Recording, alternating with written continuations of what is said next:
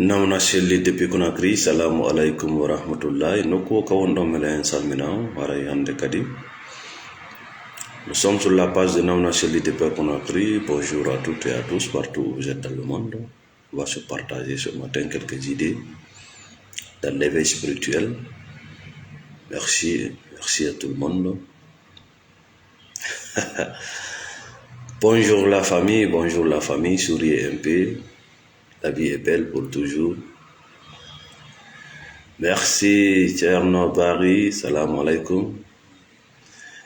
Yidado Bari, Lampu Jama Balde, mon ami personnel. Voilà.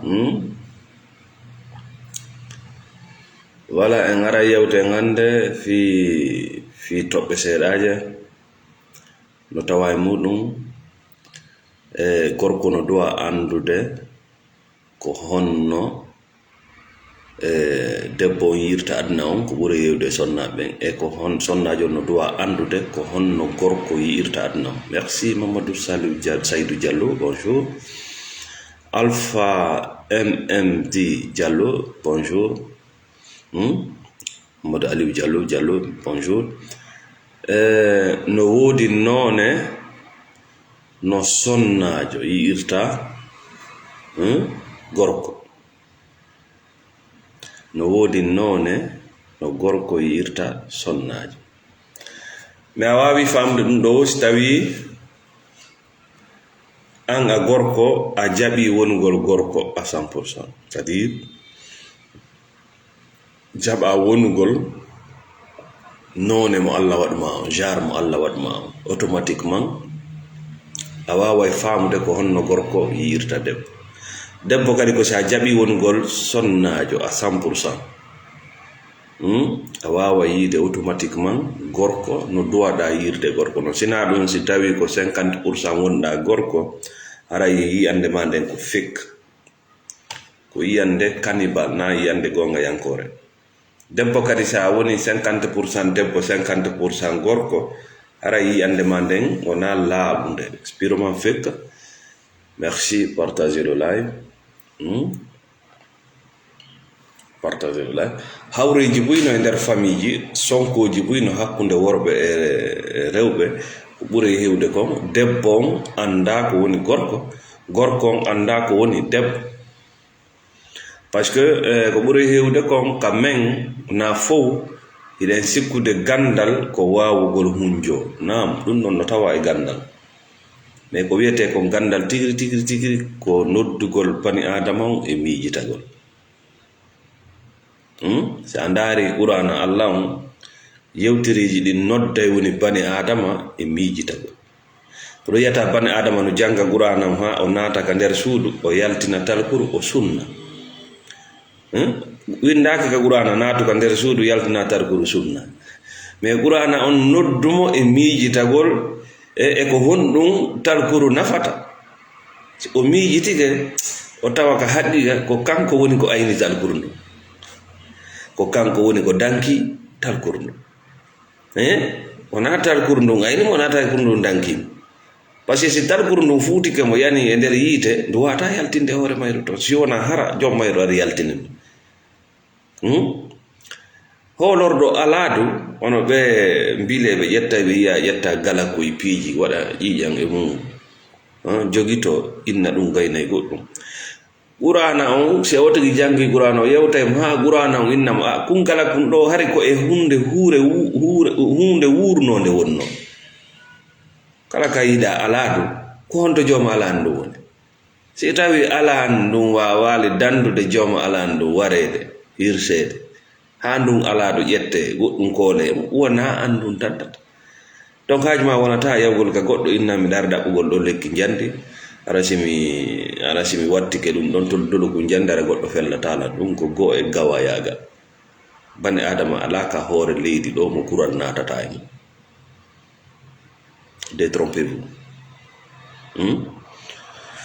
Donc mayum partagez le live, mettez le cœur. Ko honno andirta debbo, c'est-à-dire gorko e debbo en fof ko en bani adama, mais na façon goto chimie men on woni na façon goto fonctionnement interne men on yarata sa famille dum y a plus de conflit koko men mi halane do y a plus de conflit. Merci Mamadou Sidibé, Amadou Télémide, Ibrahim Bari depuis Portugal. Et donc le conflit conjugal qui pousse, c'est tout simplement anda debon andam na ndugolma ko Mamadou wiyete da mboda no andi ko Binta wiyete ko kollangi yiwda ko musida na on andindiro do c'est connaître ta nature même voilà.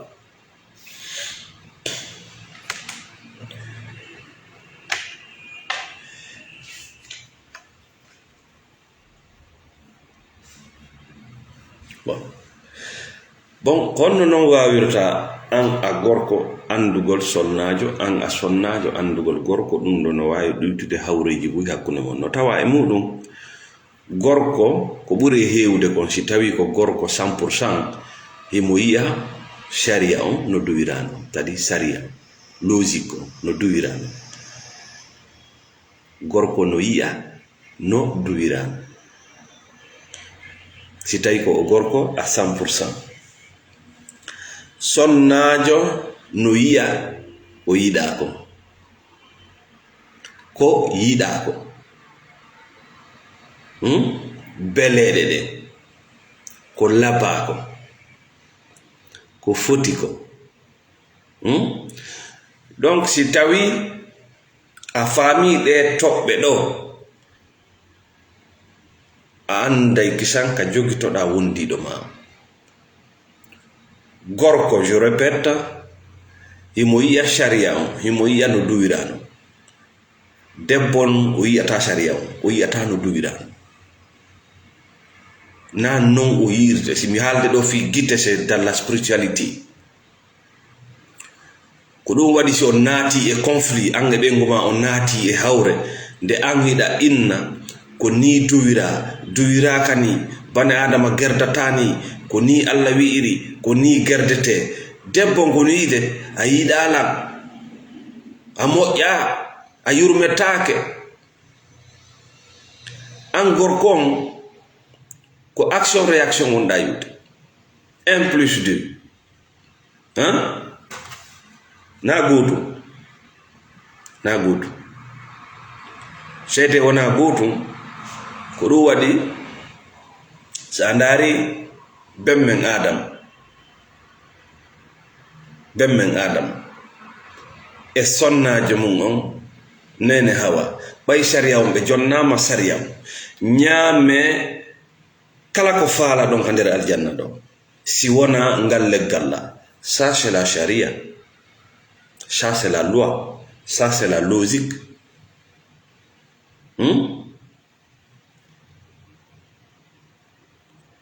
Nde gorko on tawno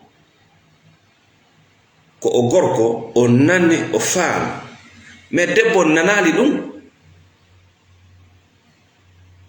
nanu gongol na wonde o nanali kan noppi makko mais c'est pas sa nature ko ɗum waɗi ɓay debbo inni yo Adama ñaamu leggal ngal Adama andintinno debbo e Allah wi ali ko ɗum ɗo woni e ñaam no labba no foti a yiɗala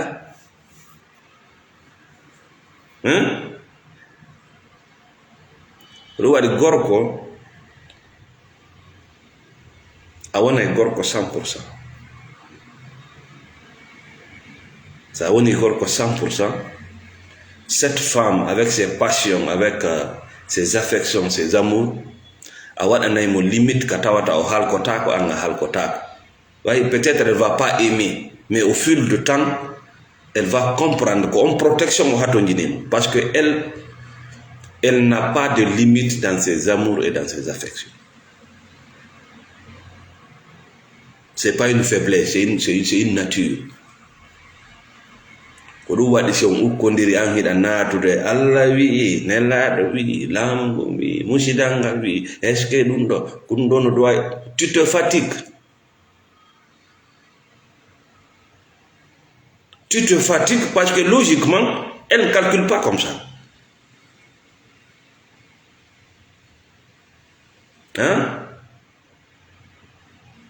Logiquement, elle ne calcule pas comme ça.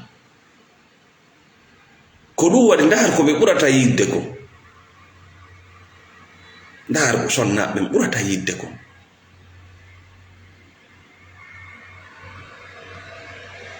Ndar do ballon, c'est logique, c'est purement calculé. Ballon, ko rew be jelo ndar ta ballon. No tam kono duda. C'est purement calculé, c'est réglementé, hein? C'est des ordres à respecter, des règles à respecter. Nous avons un arbitre qui contrôle tout, point nouvelle à table. Regarde les films séries, comment beaucoup attendent les films séries, où c'est la passion, c'est de l'amour, c'est du mensonge. Donc si tu as il y a un conflit entre toi et madame, femme, quand tu commences à donner de A plus B, tu te fatigues. Ce qui l'intéresse, ce qui intéresse à ta femme, il a dit muka idam. Da watani ile mako ka watna ile mako. C'est tout ce qui l'intéresse. Donc des fois tu vas te demander est-ce qu'elle réfléchit. Non, tu te fatigues.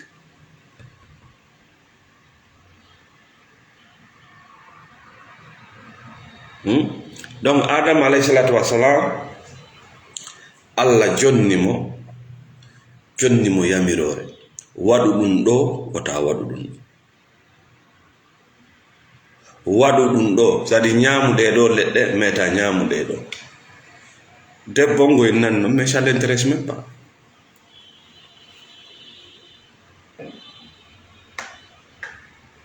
Ça ne l'intéresse même pas.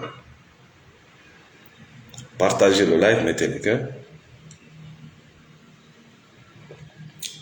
Donc, pareil.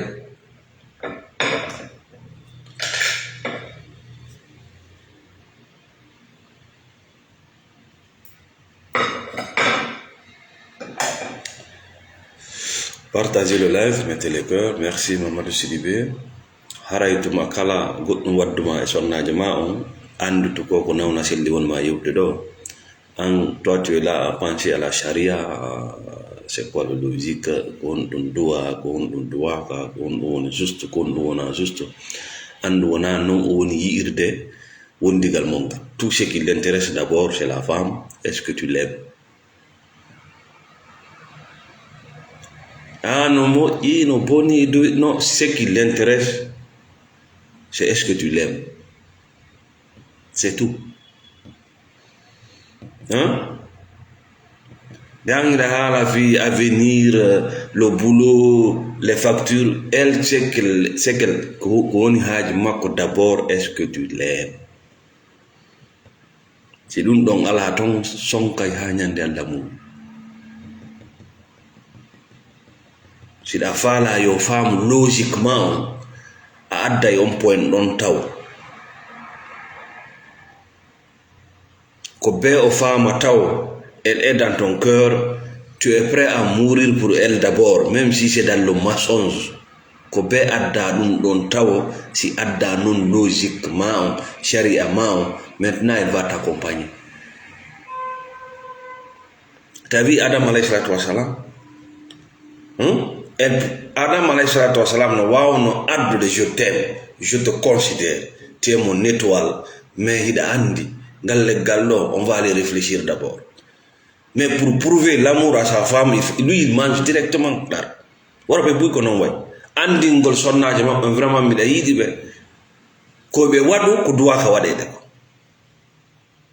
C'est là le danger. Parce que donc ala wallu de sonnajement.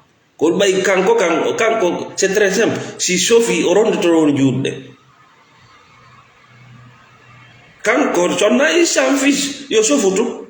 Si Sophie ko jude on rondade, ko ngande on non gertande kat, kanko rondi kat. Et elle va jeter tout sur toi. Oui, quand la femme t'aime, elle est prête à tout. Et s'en fiche des conséquences. Ko andua joda de mijito wada limiti wada kiri. Fi naforema an e makko e juriyaji monde. Ça a suivi c'est à jokki plaisir ji et passion ji. Pour elle, il n'y a pas de limite. Allah wadiral ma gorko mere ka bemma adama murti don si a murti ke don wala ko hebi bemma adama ko dum hebay man a yalta gal janna a seppay ha koyde ma den feccio a sancoto si hettita aljanna on kadi. Combien d'hommes aujourd'hui sont dans l'enfer du monde à cause d'une femme? Ko worbe njelo hande no e jahannama aduna juste d'avoir obéi une femme. C'est pas parce que c'est mauvais, c'est toi qui es mauvais, c'est pas la femme. C'est sa nature, le plaisir, l'affection et l'amour.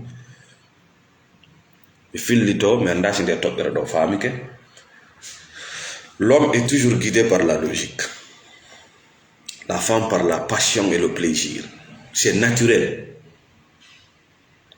C'est naturel. C'est naturel. Oui. Tayi rewbe benno immo bimbi doga yaha golle. 99% des femmes n'aiment pas aller au travail. Parce que le travail, c'est la logique.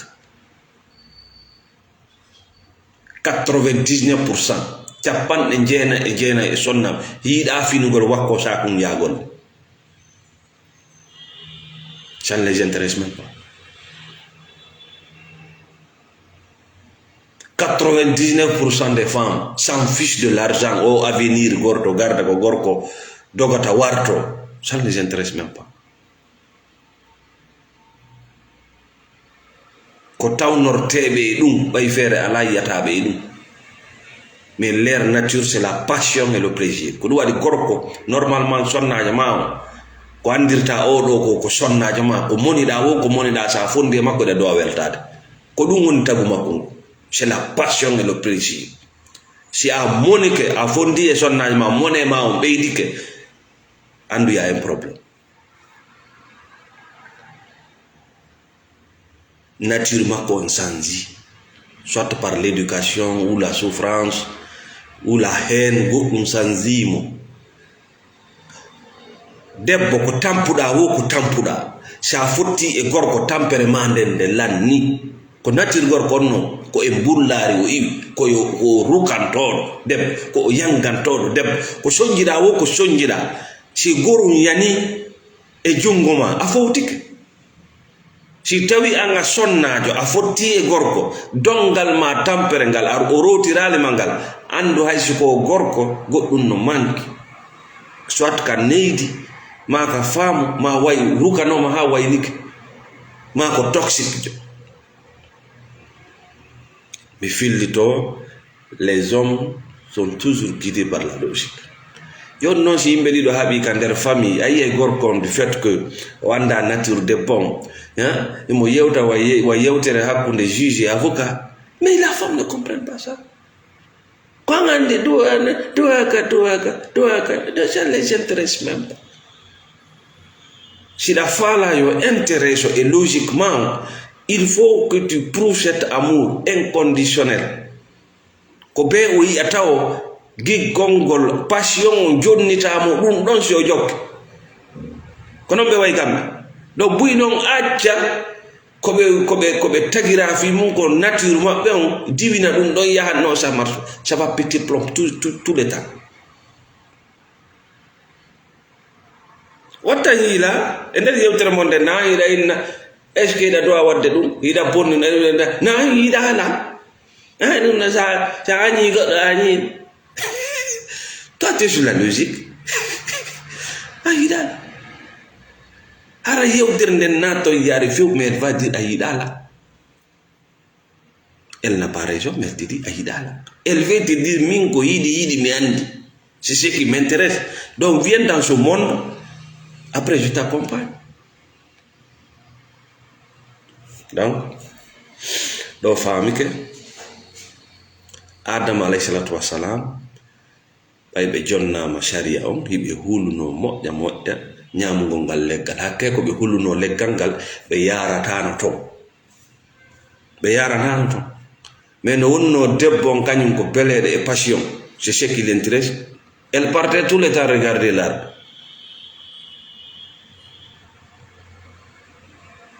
Say ɓe sentono ɓe ndara nga.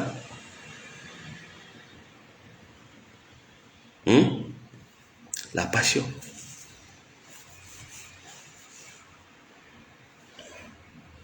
Les femmes aiment beaucoup la musique. On sonnaji ma musique kuda. Ko malaika ma walani mo wadde malaika. Quand il sort des fois elle danse. Elle danse sur dans sa chambre. Ça fait partie de sa vie. Elle chante même. Elle aime ses artistes dans le secret. Elle aime ses comédiens.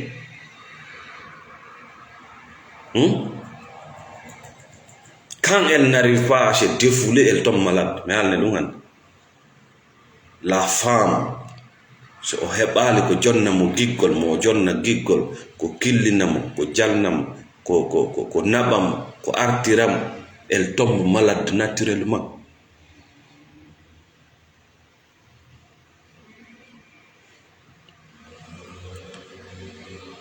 Quand tu es trop sérieux avec une femme, elle tombe malade. Nawni nayɓe.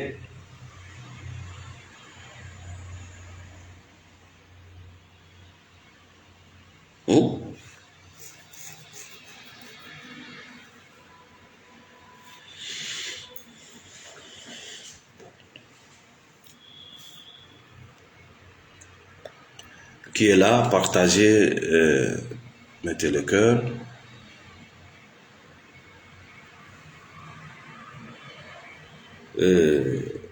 Sifanando tari kanyande go Cernojo Mawlanaɗo janni ɓengu makko tawhide, o jannimo dina, jannimo beaucoup de choses. On arrive, je vais régler ça. Partagez, mettez le cœur, abonnez-vous.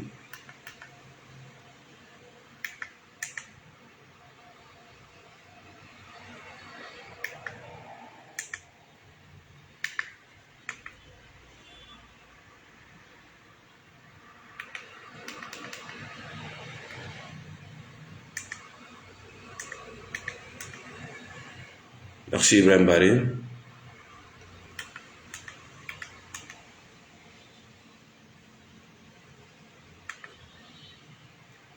Partagez.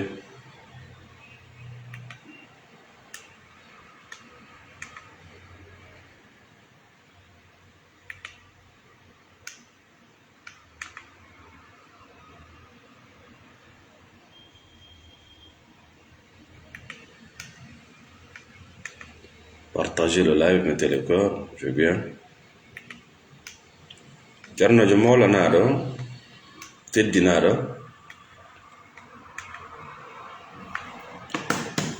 o janni sonnajo on tawhid, o jannimo figu, o jannimo branche ji boy ka dina. Sonnajo on tigri janna yimɓe. Yande go Cernojo on iwdi e ɗimmoɓe maɓɓe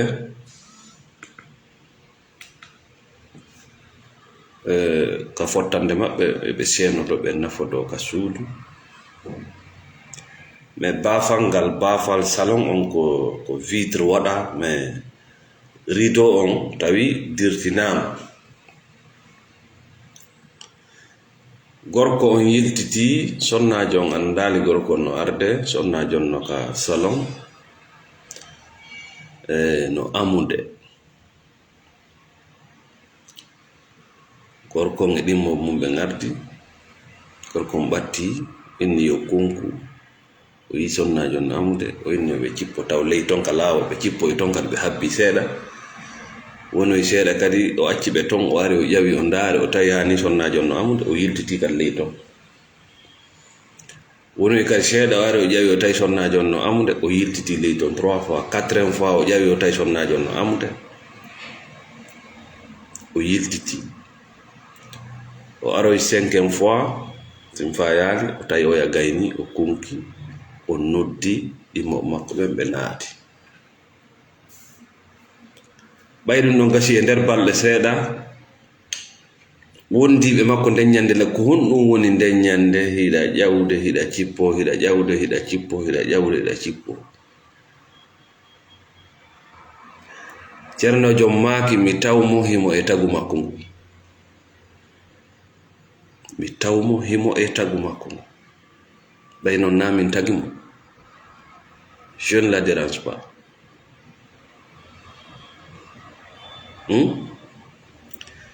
Min nama ɗo amugol hino dagi. Faut pas prendre les paroles de Nauna Selli nama ɗum e heddeji bojo baja. Moi je suis pas religieux. Je parle de la spiritualité. C'est leur nature. Ɓe feññini ɓe feññinani, c'est leur nature. Donc va doucement avec les femmes. Si angiɗa natude e logique no rawni no ɓawli no rawni no ɓawli, kamɓe ɓe yiye couleur ji dolle dolle hakkunde no rawni no ɓawli, ɓe yiye ɗon bleu, ɓe yiye rouge, ɓe yiye vert. On feƴƴe nden toɓɓere ɗon no woodi piiji ɗi a wawata change e bani adama, no woodi piiji ɗi a wawata huɓɓindade. Faamugol ɗin piiji tertoɗi kadi woni ɗon ko ɓuttinalngol wonki monki. Angal faamugol ɗin piiji wiigol wayle ɗin piiji bani adama chanzata sona tuma o faala chanzude. Goto wawata waylde goɗɗo, goto wawata sanzinde goɗɗo, goto wawata fewnude goɗɗo.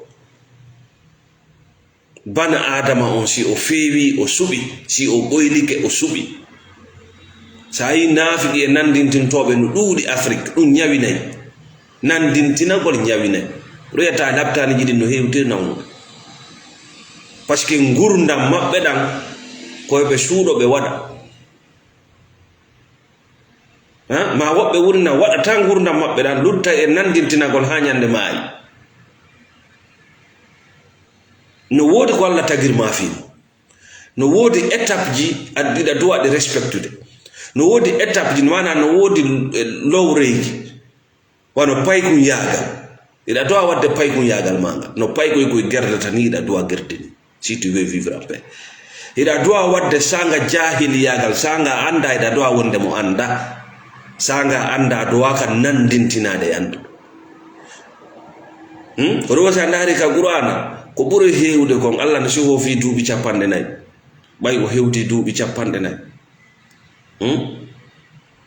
o fodi men ɗum ɗo, o laaɓi e ɗum ɗo, o yalti e ɗum ɗo. Allah no heewi nulgol annabaɓe ɓen ka duuɓi 4. Par ce que bani adama heeɓi duuɓi 4 haray gandin ɓendi, yiyeɗen ɓendi, hakkille ɗen ɓendi, koko yino kon woni yitade. O nanata nden ñande haala ka o nanaɗe, o ɓuri hewde kon o yiyata ko o yiyaɗe. C'est le temps de la réforme. Ko ɗon goɗɗo réformoto, ɗon ɓurata changejude, ko ɗon goɗɗo ɓurata fiinade. Sa waɗi noon atto duuɓi 4 ma on e fek, sa heɓoy duuɓi 4 ko ɓuri hewde konko e fek mayata, par ce que haray puri ɗin présentike. Si tawi a changeali ha nden ñande, changugol ma sattay.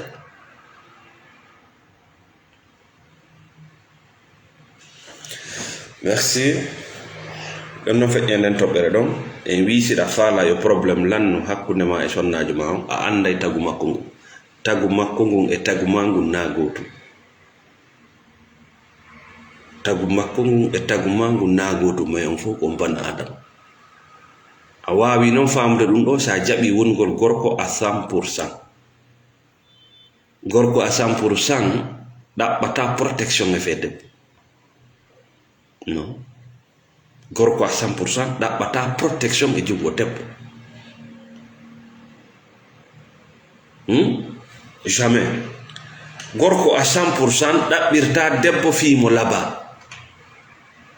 Gorko timmuɗo ko ɗaɓɓirta debbo ko fi ko ɓuttinanam ko, par ce que gorko naturellement himo soñji, ko fi ko ɓuttinanamo ndiyam makko sofuɗanna. La femme, c'est le plaisir, c'est la paix du cœur, c'est la passion. Si bi ala e suudu haray ko magasin.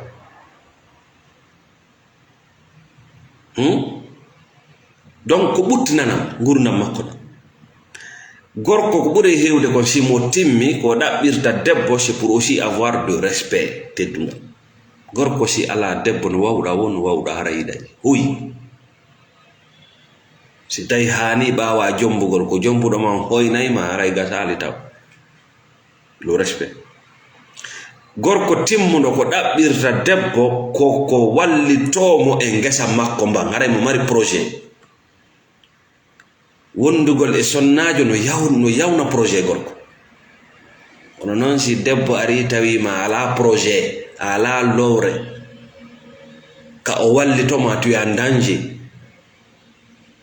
Si tawi ko an noddatamo yahuɓe tama men, yahuɓe tama en, projet waɗiɗo. Yahuɓe tama en. Allahu akbar. Tulu ɓikkoy koy. Ça c'est pas un non. Conflit iwata kama. Haray a wattiti ɓuttuma on e samanan galila.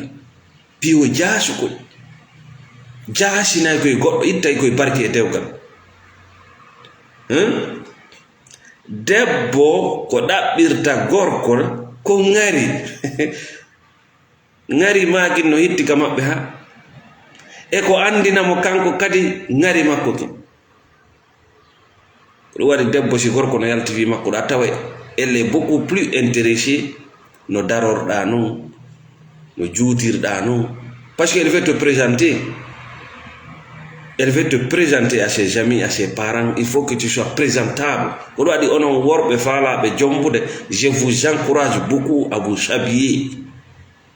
Prenez soin de votre corps, de votre peau. C'est la vala jombo. Tu ne vas pas rater.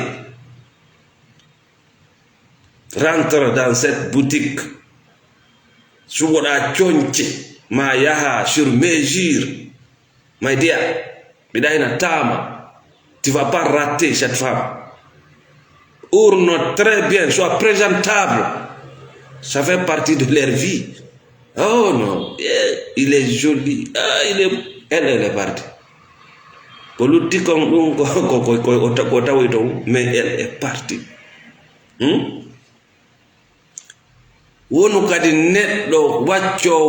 Dès que tu rencontres cette femme, dites-la, elle est belle. C'est ce qu'elle cherche. Mais tu es belle.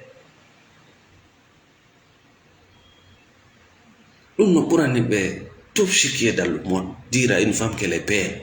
Les cosmétiques, mais c'est les personnes les plus riches. Produits cosmétiques. Ça donne de l'argent. Tout ce que la femme dépense, c'est juste pour le mot là. Ça drague debbo, fille au yenni, ma fille au wiki. Elle veut voir si tu es courageux, c'est tout. C'est pas parce qu'elle te refuse. Est-ce que tu es un homme? Est-ce que vraiment tu est-ce que tu peux résister aux obstacles? C'est pas parce qu'elle te refuse. Elle dépense toute cette fortune, tout cet argent pour toi. Pour le seul mot, tu es belle, magnifique.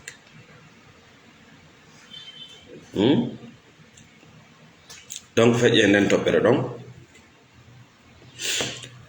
Pareil, si tu as vu non, anga bani adama ayani e bakkatuji. Debbo e gorko. Wata humpitu ɗum ɗon hay goto. Ta humpitu ɗum ɗon hay goto.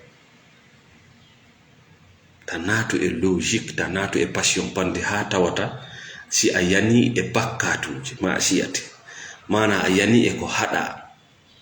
Wata humpitu ɗum hay goto. Wona yummama na bemma na wondiɗo ma na faalaɗo ma jum ɗum na ɗum woni honnêteté. Andu bani adama on o montata o yafantako ma. Kala ko haaluɗa mo windude ɗum ko agardam ma o wallina. Ko ha honde tuma weldoto, ko ha honde tuma wondoto. Faites beaucoup attention. andu no yimɓe ɓen ɓe yejjitata ɓe winday ɓe wallina ka agenda ma. Ils vont utiliser ça un jour contre toi. Sa yi si a bonni ko bonnuɗa ko windetake ka tindema ko Allah won ma surude. Mo wawno windude, mo wawno wadde caméra fop yi'e, mais ko honɗum waɗi a waɗi mission on, a waɗi ñooge on, a waɗi ko waɗata kon, goto anda. Mais andu ila ñande uddutuɗa hunduko ma kon haalanɗa goto, adna fof andi. Détrompez-vous, sa udditi hunduko mako mi anda ko ɗum waɗɗa, annon hiɗa andi ko ɗum waɗɗa, hiɗa andi ko ɗum waɗuɗa. Fodde ko hunduko ma a udditali personne goto andata, personne. Donc ko an woni giɗo hoore ma, ko an woni gaño hoore ma. Allah kanko ko surrowo bakkatuji, ko o yafoto. Accu ɓay o surrima surra hoore ma. No tawa ko jiiɓata dewle e relation ji buy, nde tawata neɗɗo on no weeɓita no wondiɗo makko on piiji bonɗi ɗi o feƴƴin. Ça dévalorise l'homme. Si bana adama andima, c'est fini pour toi. Na fi goɗɗo jombima ma jombi goɗɗo ma goɗɗo ko mawɗo wonandema wano biro ma, tu dois tout dire.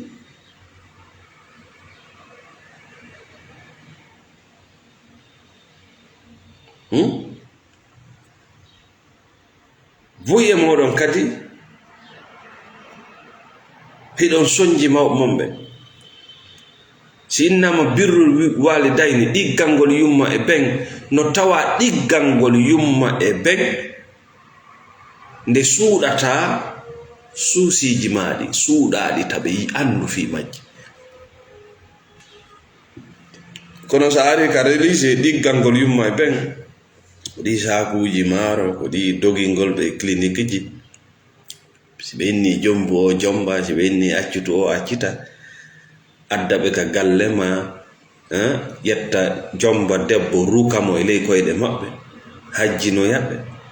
Si ɓe inni gollude miñamma ma e kotirama golda ma, si ɓe inni ƴettu galle ɗe jonna kaari, ɗum ko nagge yaagal, ɗum wiyete dammol aduna. Ko ɗum rewugol bani adama, ko woni birrul walidayya, ko woni ɗiggalngol mawɗum no tawa ko ɓuri e teddude ɗiggalngol mawɗum nde wonno a wullinimo fewndo a andano, fewndo wonɗa payko, a haɗiɓe ɗoygol, a soñjiɓe, faaleji maɓɓe buy laatanoki sabu ma an. Nde fof no ɗani ɓe no bambu ma no jindida e ma, no doggida e ma e labtaniji, ɓe jonnama kamɓe hiɓe weela, ɓe jonnama endu an yara ha haara. Moodi no tawa e ɗiggalngol mawɓe maɓe hande kadi ɓawa wonde majeur, ɓawa wonde mokoba helli faa, ƴetta suusiji maɗi e frustration ma o e probléme ji maɗi e ŋatilan ŋatalilan suuɗaɓe ɗum ɗon. C'est ça la religion. Suuɗaɓe ɗum ɗon e tu gères ça. Buyno yani ɗo tension ko an woni ɓe liɓude, ko an e ɗi yewtereji ma niɓɓay tun ƴetta ngil téléphone hi nene hunde ka hande kadi ŋatila. Voilà la vieille maintenant, tension nangiɓe. Ndaaro bemma maintenant, parce que mokoba si o lanni heɓude 60 ans, haray pièciji makko ɗin datta majji lanni, ɓernde nden tiiɗa, ɗaɗi ɗin tiiɗa, jobotoje ɗen tiiɗa, ngandi ndin tiiɗa, fewndo ɗon koko kaka o fowto, kaka o deeƴitata, o wata gérde tension, o gérantama tension ma on ko wonɗa bobon, an ka duwaɗamo gérde ɗon ka kanko kadi o wonti ɗon bobo, ara inna gérana. Ta nani tun ɗiggane yumma e ben, wona ko religieux je wonma haalande konte ali janna no ley koyɗe ali janna. aljanna ila andi kal janna woni himo andi kal janna woni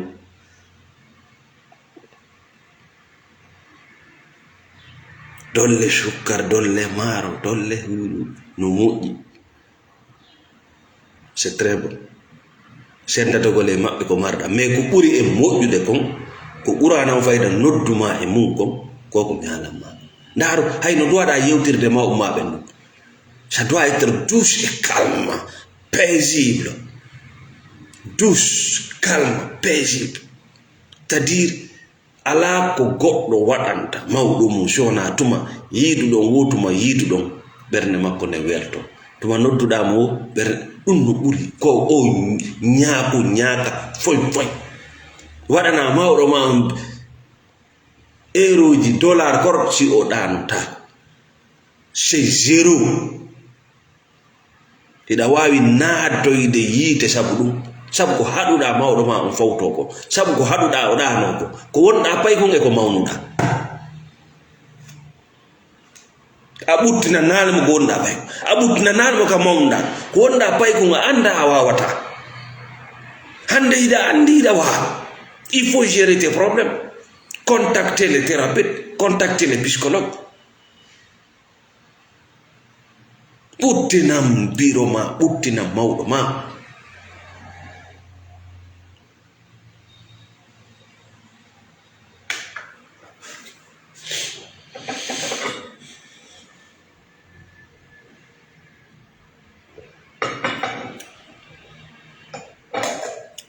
teddingol mawɗo mum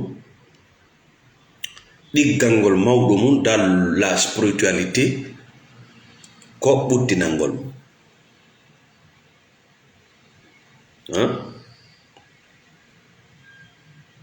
même si tu as des centaines de problèmes mi tangini de a ɓendi mande a ɓendi suuɗu mo ɗum ɗon ɓernde ma nde ɓernde makko nde na puissance gotum mari koye jelo mon yewtidi e biro mum jemma weeti bimbi nanɗa ɓe naɓama ka labtani ƴetta kadi dongal mawɗi adda pour eux c'est ça la vie c'est ça c'est le religieux dans la spiritualité ko landaɗa kon fuu ɗuuɗa et c'est très simple mais no moƴƴanma no moƴƴani ɗadna luttuɗo dans le religieux ko batoje ɓe landotoma hara nafata fus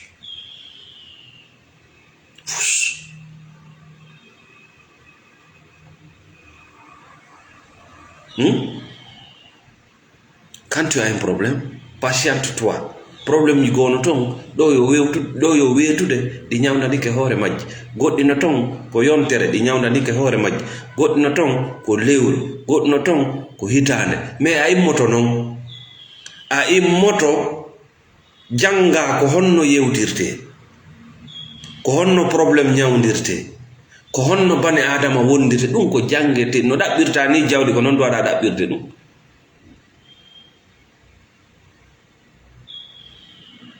ko honno woni confiance en soi ko honno woni hoolorgol Allah ɗum fof ko jangete ɗum kono ɗum no ƴetta buga to jawdi barki barkaɗo darni kamu hajji mais ma soeur mon frère ɓernde ma nden no ɓutti ɓuttu ɓernde ma on no hecciɗiɗo fap ɓuttu ɓernde ma on no hecci ɗum ɗo fop nafa honɗum invité ɗa waɗaneɗa tabal tew ñamete welayɗoma mais ɓe joɗɗine e hoore bulle nafa ɗum ko nafa jullere ka jottoɗa ɗon tawa ko bulle ɓe watte paɗal ɓurgal labbede mais pontiri no nder to ça sert à quoi. Merci Diallo Daoud depuis l'Algérie partagez mon territoire donc haray mawɓe maɓen wona thérapeute ɓe wona psychologue ɓe sendodo e maɓɓe siki e positif négativité ma on ɗaɓɓu ka naɓa ɗum géra ɗum a ɓendi hande kadi wota ƴettu ɗum kadi jonna ɓiɓɓe maɓe ta roninɓe ɗum sa ronini ɗum ɓiɓɓe maɓe ngo wullago maɓe wulloya ɓuri ɗum on gère les problèmes. Allah wiyalma ɗo ko aljanna il faut gérer. Donc feƴƴen nden toɓɓere ɗon saññini ɗon faamike. Joni noon yahinen toɓɓere men sakkitoro nden toujours wano vidéo men on hanki fayda hulande nawna selli thérapie c'est pour être heureux ko fiya wonu ɓuttinno ko ɗum woni hulande vidéo janni fof sa ndaari a taway kadi a wawata ɓuttinde anda hoore ma a wawata ɓuttinde a anda hoore ma wona yen boy ndaara vidéo ji an ɗi sikka bon je les attaque tentini yimɓe ɓe mi andidiri mais tawa hay min mi ala miijade fiyoti. Si je parle de la vie des caractères sa yi goɗɗum e ko nawna selli yewtata e jikkuma nawna selli do na ɗum imminenani ta ƴettu piiji ɗin personnalisé ɗi ƴetta vidéo ji yewtere goɗɗo ƴikko ko rondiɗa ɗo ko ɗum heɓanma. C'est des personnes aussi qui ne changent jamais. Fodde hiɗa dartade yewtereji yimɓe hiɗa dartade piiji hiɗa non tu vas jamais s'en sortir, jamais de la vie. Sa sikki an hiɗa mari gonga e kala hunde a sansata aduna sa sikki ko an suɓanto ko yimɓe ɓe haalata le wona an joɗɗini kundule maɓɓe ɗen halla to e danger sa nani nawna selli no yewta sa yi ton ko wonde sawaba tawata no walanima ɓeɗen wawi sendodude sa yi ton ko tawata o terto nawna selli e hunduko makko wona an tagi nawna selli na an créé page. Merci beaucoup. Joni noon ko honno bani adama wonirta ɓuttinɗo être heureux. A wata ɓuttinde a ekkitaki ko honno suɓorte tampereji ma ɗin fopp hande ko angal andugol ko honno suɓorte ɗum kadi ko jangeteɗo. Mi wondiri Allah taguɗo lango andugol ko honno suɓorte ɗum ko jangeteɗo tampere ma nde foppet mayre ko ɓay Allah waɗima bane adama o teddinima o waɗima suɓotoɗo ronkuɗa suɓade. C'est la seule souffrance. Inle mo jonnuma hakkil mo jonnuma juuɗe mo jonnuma koyɗe jonno ronkugol ma suɓagol ɗum kadi ko suɓagol goo suɓagol ronkugol suɓagol sa salike suɓade sika suɓike ronkugol suɓagol andi ɗon ko woɓɓe goo suɓantoma sa wuri gurdam yimɓe ɗum neɓay ñaweede ɓay ñawoɓe kadi ronkata kono ɗum neɓay ñaweede neɗɗo mo jaɓari wuurugol gurdam mum ɗam Allahu akbar yewtenene ɗon hara wona seeɗa ngatilam may hiɗa duwa suɓade weloji tawɗi ɗin no moƴƴanma aduna yaake hiɗa duwa suɓade hiɗa duwa wonde neɗɗo duwaɗo wonde kadi e plaisir. Ah oui, si a ɗaɓɓali ka weltoɗa tu es en danger ñabbiri buy feeña e ma hiɗa duwa ekkitade suɓagol beleɗe maɗe no tawa e muɗum ko laawol hongol mi jokkata adnan fof ko laawi hiɗa e laawi hande ka diina hiɗa e laawi hande e dewle hiɗa e laawi hande e ɗaɓɓere jawdi hiɗa e laawi hande relation ji ko a tawnoraɗo nder ton ino haɗande maɗa hiɗa duwa suɓade ko golle honɗum waɗata ni ko metti honɗum ekkitotoɗa woɓɓe hakke ko tawi hewtaniɓe hay miijagol ekkitagol metti ala hakkille bani adama ɗe juuɗe ko clé da duwa ekkitade ko fanɗi o ko fanɗi ko ɗe juuɗe golla sa yi ɓawo ɗo ma mum ɓe tension e stress e diabète e cancer ɗuuɗa e maɓɓe par ce que le corps travaille hiɓe ka gese hiɓe ka naakuji hiɓe ka wuro le corps travaille c'est un métier aussi sa jonnali ɓandu ma ndun golle hakkille maɗen jonnayi ɓandu ma ndun golle ko ɗum wiyete suusi yo suusi wari lam ko fi golle tagiraɗa aduna ko demal e dewal. Tu dois travailler. Goto joganaki ma ɓutta. Donc juuɗe maɗa ekkito ko fanɗi janɗi ko ɗe golla. Wota yawo piigo biredi, wota yawo ño'ugol paɗe, wota yawo métier ji ɗi ño'ugol, wota yawo probléme on ko si a jaɓi yiɗugol ko wonɗa wonde kon développa. Yo taw tum tu contribues au développement du monde. Wota yawo remugol, ne'ugol. Ekkito ɗe juuɗe ko tawata ɗe juuɗe ma no andi no wawi gollude goɗɗum ɗoytante andeji e suusi jonnete confiance en soi. Si a waɗata ɗum ɗon naato bete e business je transaction ji épargne mbuuɗi walli mbuuɗi fawidir mbuuɗi mar mbuuɗi haaɗi yona molon ƴettaɗi ukkaɗi e goɗɗum kadi jibinanayma mbuuɗi e beteke yalta waɗiila ŋattiila ŋañiila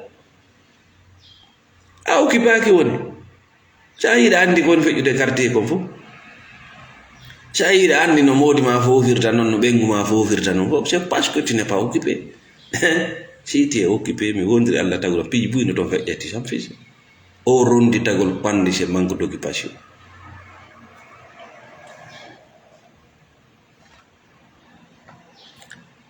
Subagol ko subagol kadi mo yiɗa ɗum gari ko golle de buy kadi no e dewle no e relation ji fayda wona fi maɓɓe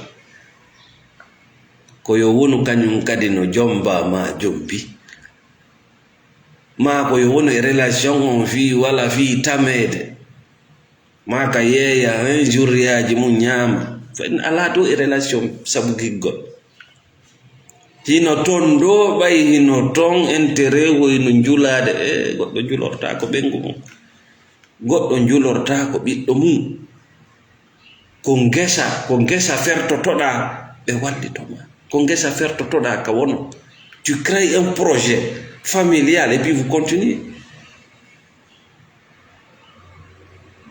Mais na ko julorte na ceɗgerte on cannibalisme ittay barki e bani adama jaasinay neɗɗo naaday kuddi e galle ɓikkoye makoye koye beebinte janngo koye yennete koye barminte. C'est très dangereux. Ça fait mal la vérité. Moi je suis pas là pour te faire plaisir.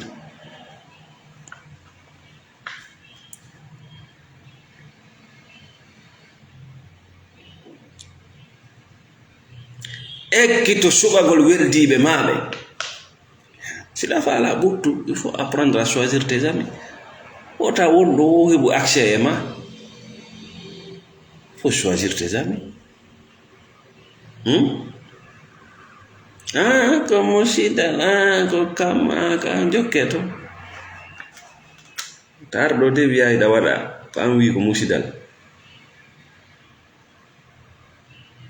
Ekkito heɓugol dimankaku les valeurs no wodi piiji ɗi duwaɗa jaɓude no wodi piiji a duwaka jaɓude wona fiiɗa angola wona fiiɗa occident andu tu as des valeurs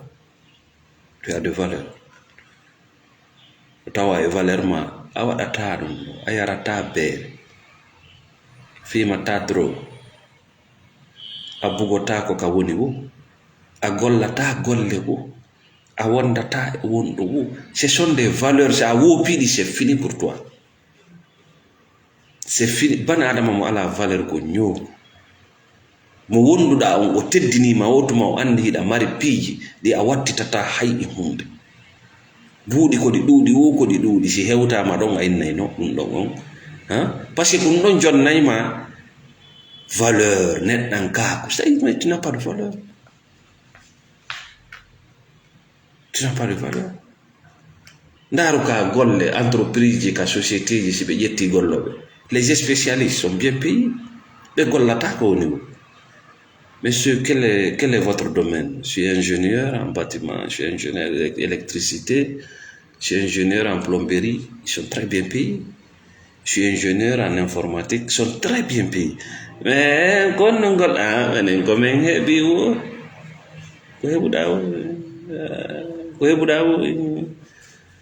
est-ce que dans quelque chose,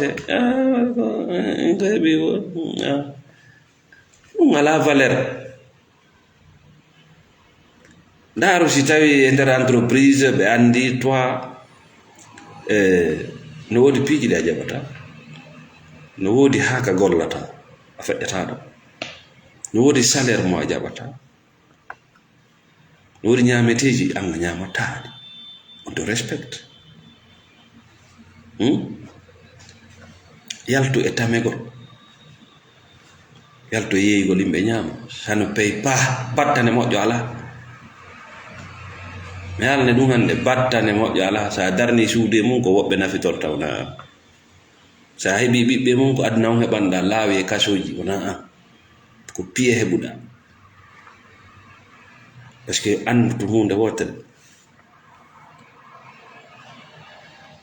halalan tayiba ko ɗum woni barke tawa hino dagi hino laaɓi mais ça fait mal par ce que andu ko ñamata ko hay ñamuɗa ɗo banar nan ɗum wayloto wontama an wayloto wonta ƴiƴan ɗan yarna kucce ɗen janɗa ko anno ko wonɗa ñamude ko si c'est pas halala tayiba aɗa anta a ɓuttinta kuddinati kama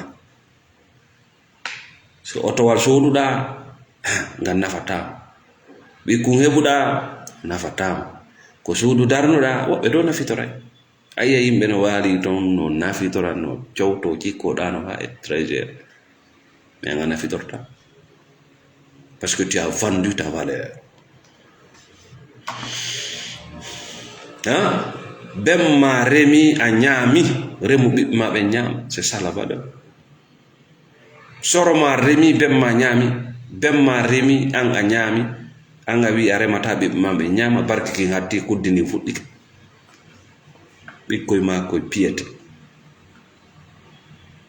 ɓe yaroya e beere e drogue ɓe ara ɓe ukkoye ma le corps est très sale très sale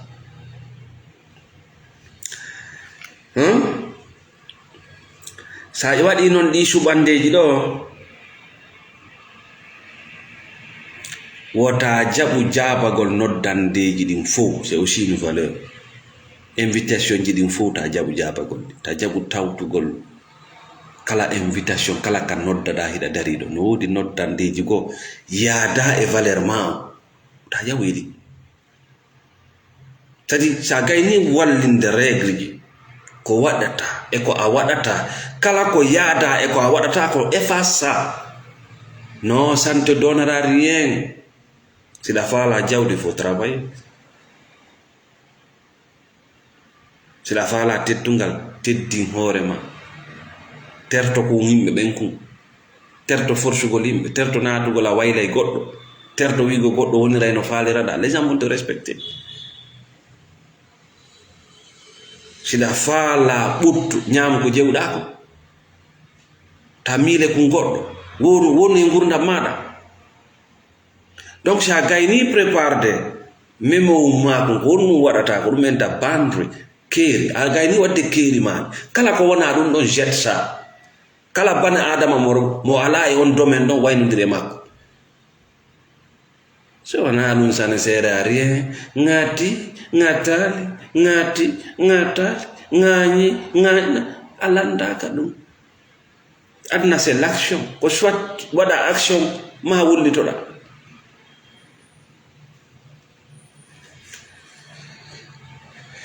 jonnon sa andi hino valeur ma andi kala ko yaada e ɗum ɗon kala invitation ji ɗi yaada e ɗum ɗon masala wi a yarata beere goɗɗo inna mo mari anniversaire iɗa andi le beere yarete ne tenira pas sa yaha lunde wotere deuxièmement ils vont pas t'inviter ah oui an a jeenata les gens vont t'inviter e goɗɗo noddete e jeeno si a jaɓali hande kadi o andi c'est une valeur o noddatama e jeeno hiɗa andi mbuɗi maɗi ñametake e hoore tooña si goɗɗo ñamiɗi e hoore tooña tu lui fais payer ala mo yoɓinirde par ce que hiɗa sattinande a yoɓinaymo on wiita wattu wota waɗ ɗum kadi goɗɗo mbuɗi wela heɓude arrêté la manipulation seeɗa ha hetta ko maako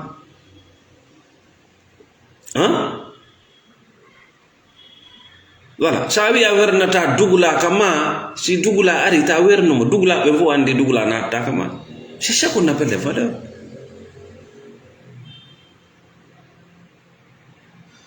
Sa wi a ñamata kose sa wi a ñamata kose wota danko kose sa wi a yarata bere wota gollu ka bere gollete. Ce sont des valeurs no metti fi non ka sikkuno den voilà ko abandongol ko hawkugol ɗi valeur ji ɗo wata en okkorde kaalisi way sa heɓi kaalisi e mum komi haalanma ko a darni suudu a walta e mayru a jombi debbo fayda ko inde ɓenguma ko inde iɗa andi sa heɓi ɓiɓɓe ko inde so barki si iwi ton a nafitorta a yi'e ɓenguma wanda ɗum ɗo ko inde iɗa andi ko inde ngal dewgal ko inde parce qu'il n'y a pas de valeur. Et puis ta femme ne va jamais te respecter. Mo gollanta on kadi teddintama aduna ɓe wonduɗa ɓe teddi t'attira pas de valeur tadi ala hunde ko goɗɗo anditira e ma.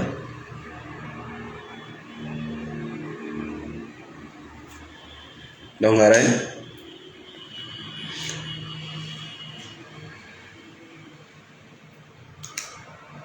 joni non sa gayni ɗum ɗo wona non cohérent ara walwa politicien lagine tu deviens cohérent c'est-à-dire ko haalata ko e ko gollata ko wona sawa on ko ɗum woni la cohérence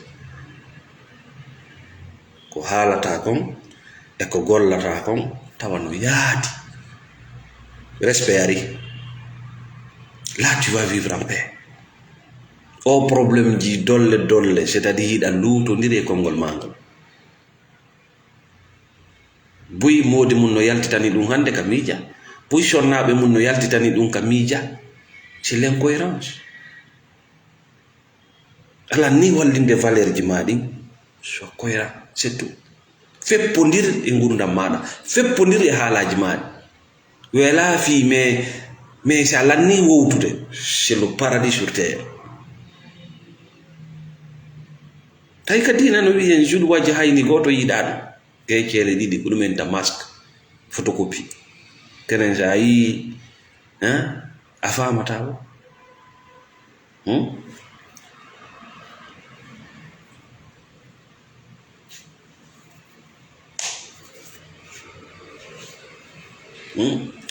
suɓagol ko ƴettugol goɗɗum accitagol suɓagol ko ƴettugol goɗɗum accitagol ko ɗum ɗo jonnata un sens à ta vie.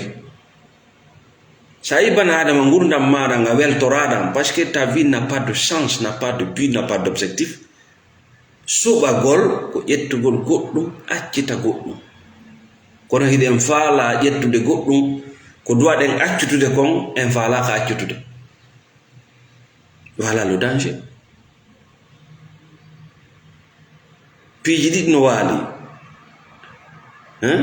laawi ɗiɗi no waali ko amma nano ma a wonata nano wona ñaama siɗa nano ko nano wonda siɗa ñaama ko ñaama wonda a wata jokkudude laawi ɗiɗi nde wotere ko ɗum haani woɓɓe mon no ka ɗate cele no turna ɗon no turna e ɗate cele gooto sa inni suɓo laawol probléme an wi ɗo yo suɓo famoni gañoo taƴowo en ɗan yennowo yimɓe accu turnugol ka ɗatte cele iwɗon suɓo laawol gootol woni ko laawol moƴƴo woni ko bongol suɓii sika ka boni suɓuɗa yawɗon allah addirante ɗon arsikeji maɗi mais no mari battane suɓande ma nden no mari battane no mari conséquence sa suɓike yarugol ñaamo allah addiray ɗon arsikeji maɗi no mari battane ko ɗi suɓandeji wiyete aljanna e jahannama no ga buyno e jahannama hande ko suɓande maɓɓe a buyi a woni sabu biro ma maayi a woni sabu bemma maayi a wona e joni sabu kadi bandiraɓe ma go maayi parce que tout simplement a faalaka suɓade chemin mo faalaɗa on et puis assumer tes choix ko fawno andi sa suɓike fayta piiji wonɗi toon ne musata mbayɗa andi ko han suɓi mais sa woni jokko anadama e hoggo a jolkama a waɗama kolombowal andu lawaki hiɗa wawi jolkutude ɗen jolokoje itta ngal kolombowal yalta e ngon hoggo suɓo lawol ngol falaɗa yaha hunde lawaki rien n'est ça tant que tu vis tu peux changer a changeata noon sikkugol a wuura e ɗan gurdan ɗan suttunoɗa ɗan wownona zone de confort daɗɗudi na yongesu na ña na ñi na foy na hunde yo sat sikka newol ɓe ɓe yiyata no newori hande fop no newani ɗum fop hande taƴiti yiide ɓe andima ɓe anda a taƴitayi a yal aljanna o nde buyno naatu e aljanna ko onto ɓe rewata ko sirate ko wonno ko yiide adna on kadi c'est ça tu veux vivre en paix no woodi ko duwaɗa taƴitude par ce que ila ñande wiiɗa min de mi suɓoto ɓe mi wonda mi suɓoto ko weltintala mi suɓoto kami bugo mi suɓoto komi ñamata mi suɓoto komi gollata ɓen ɓe a suɓaki ɗon ɓe haɓete par ce que ko welata adnan ko a wonu neɗɗo mo suɓotako ɓe suɓanoma ɓe yiiɗe mais hara ɓe halkudema ara ɓe yiɗuma mais ɓe halkudema koya won neɗɗo ne'iɗo mo suɓotako ɓe suɓanoma ɓe halke siyange maɓɓe noon on fottoyi ga Allah a inni ko kaari majjinilan o inna hari ko a bandiru de hari ko a bandi moƴƴuɓe ɓe hinoɓe ka aljanna to an e min ga nder yiite ga ko par ce que hari ko a bandi par ce que min nanoma ko min elaɗo min nanoma ko min tagi wonki maaki min nanoma ko fi am min tagi raɗa ko an wino aljanna on ko an jonnatala awa yahan ina lan noon ka yiide ɓe wino aljanna on ka ley koydema aljanna on ko amme ɓennawa hino aljanna o sukkuɗa ka yiide mi wawal tagude hay ñuguide ko aljanna mi tagata mi anda hayno mi tagira ida landolan aljanna ko parce que an kadi hari ko a bandi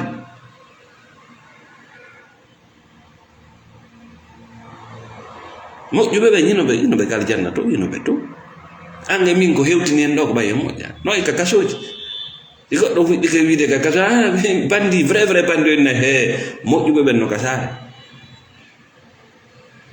vrai bandi kummaluji ɗin kanji raɓɓi yewtere majji no raɓɓi ɗi sa ari tan a fuɗɗi ke ñittade mi waɗi ni e jam filan enna he kam moƴƴuɓe ɓen no ka yaasi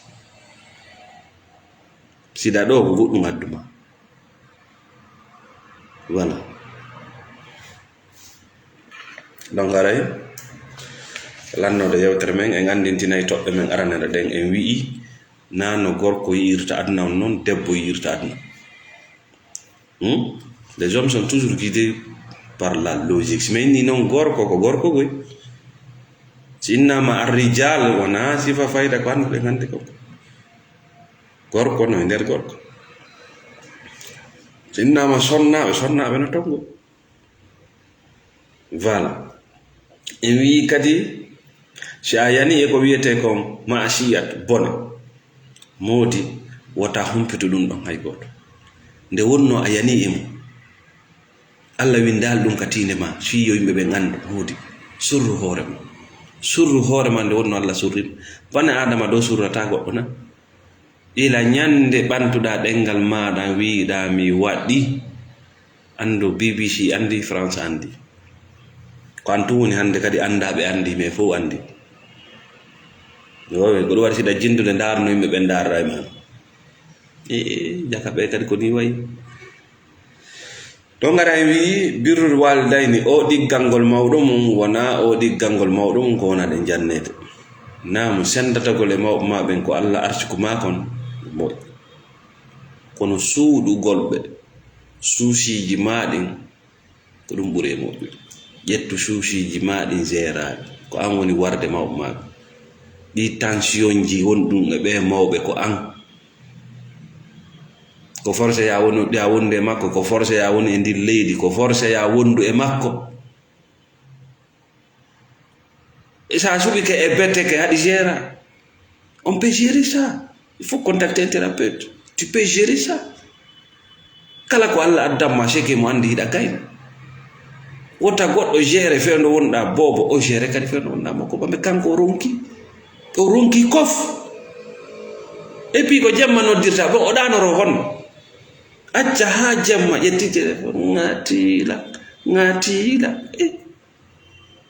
ala nyije sala nyije da mari koyde maade nyande o andintinte da mari koyde odo sa fala ma yawde hurgode yettete de nabe ton sa fala ma yawde nyamugode yettede nabe sa fala ma hoynugode tande o nyande koyde de nginnete mi da do de à ton service nyije de nginne mi da do de kono gollitirta ay la shukkude jodo nyaawa haldi fotti no moddina goddum jamais siko ɗum hanno dewle buyno moƴƴi hande ko juutuɗo ñaawude ko juutuɗo haalude ça ne va rien apporter bane adama change wo ñande o faala donc aray meɗen ko ɗo wonde hattude hande merci Diallo Daoud meɗen weltano kala ƴettuɓe tammo jentina wona celli thérapie meɗen salmina kala wonɓe darde men kala wonɓe partage ude kala wonɓe sponsor de o page amen ɗo meɗen weltani wontirɓe Laguine wontirɓe France wontirɓe États-Unis wontirɓe Belgique nokku wo ka wonde anna wontiran ɓen Corée wontiran ɓen Allemagne wontiran ɓen Espagne Portugal Italie wontiran ɓen partout dans le monde meɗen tori Allah subhanahu wa ta'ala sonjiɓe fi dewle yalla okkorɓe dewle moƴƴe sonjiɓe fi kaydiji yalla okkorɓe kaydi no newori faalaɓe artude kamen Laguine ɗo le paradis sur terre Allah walluɓe kamɓe kadi ɓe arta faalaɓe cellal bismillah meɗen tori Allah subhanahu wa ta'ala yo Allah hawrindimɓe lekkele wallitotoɗo ɓe. Assalamu alaikum wa rahmatullah.